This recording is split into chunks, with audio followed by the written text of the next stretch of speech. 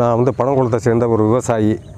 இப்போ வந்து புதுசாக ஒரு திட்டத்தை கொண்டு வந்திருக்காங்க. கல்லணை கால்வாயில் கீழே அடித்தளத்தை வந்து காங்கிரீட் போட்டு செய்வோம் அப்படிங்கிறது மாதிரி அவங்க செஞ்சுருக்காங்க. எங்களுக்கு வந்து கீழே காங்கிரீட் போட்டிங்கன்னா இந்த பூமியினுடைய நீர்வளம் குறையும் போது பாதிப்பு ஏற்படும். அப்போ கீழே உள்ள தளத்தை போடுறதை விட்டுட்டு 2 கரையும் நல்லா கட்டி தரமாக கட்டி அதை அது மாதிரி பண்ணாலே இப்போ கிளை வாய்க்கால்களையும் கீழே தரைத்தளம் போட வேண்டாம். தரைத்தளம் போடும்போது நீர்வளம் பாதிக்கும். அதனால் இந்த குளங்கள், எங்கள் குளங்கள்லாம் இருக்குது. இது வந்து பனங்குளத்தை சேர்ந்த குமாரசாமி. இது பெரிய குளம். அது பெரிய குளம்னா ஒரு 200 ஏக்கர் அளவில் உள்ளது. இதில் வந்து ஒரு 100 ஏக்கருக்கு மேலே ஆக்கிரமிப்பு பண்ணியிருக்காங்க. இந்த ஆக்கிரமிப்பு பண்ணின இந்த நிலங்களை வந்து எங்களுக்கு திருப்பி அதை சரி பண்ணி கொடுத்தாலே அது போதும்.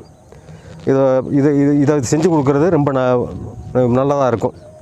மற்றபடி இதை ஆக்கிரமிப்பு பண்ணியிருக்கிறதுனால எங்களால் தண்ணீர் அதிகம் சேமிக்க முடியலை. நிலங்கள் விவசாயம் பாதிக்குது எங்களுக்கு. இதை சரி பண்ணி கொடுத்தா போதும். இது மாதிரி உள்ள விஷயங்கள் சரி பண்ணி கொடுத்தா போதும். கல்லணை கால்வாயில் தரையில் வந்து காங்கிரீட் போடுறத வந்து ஸ்டாப் பண்ணிடுங்க, தேவையில்லை. அது உங்களுக்கு எல்லாருக்குமே தெரியும். அது நீர்வளம் குறைஞ்சி போயிடும். அதே மாதிரி கிளை வாய்க்கால்களையும் தரைத்தளம் போடாதீங்க. 2 சைடையும் கட்டி அதை சரி பண்ணாலே அது போதும்.